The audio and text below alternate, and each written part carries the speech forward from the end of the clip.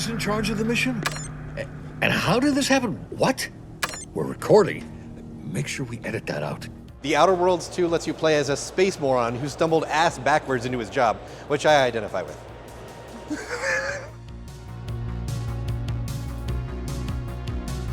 I played about an hour of Outer Worlds 2, the opening segment, and here's my 5 big takeaways. The humor and world building are both still really strong, really fun. The gunplay is improved. There's lots of different ways to deal with situations. And if you liked the first Outer Worlds, this is more of that. It's just better. If you're clever, you'll find a way to shut them down before they even know you're there.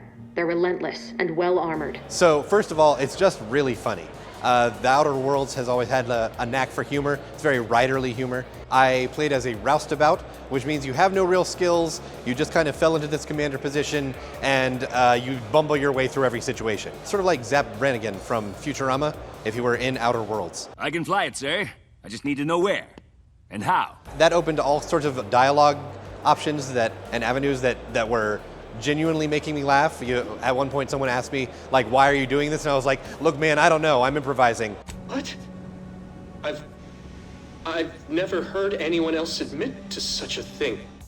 Because you're just kind of floating through life in space, which is a really funny comic conceit. The world building is still really strong, partly because it's so funny. It's this strong sense of satire, mocking up like corporations and governments and the cooperation between them. Whether against corrupt corporations, tyrannical governments, or corrupt corporations in league with tyrannical governments.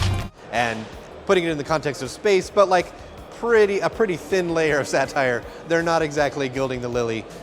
You know exactly what kinds of things they're mocking. Haven't you heard? We're the best and brightest. We infiltrate corrupt governments before breakfast most days. And as a person bubbling through all this, it gives you kind of a unique comic perspective, but that was only one of several different origin stories I could have chosen.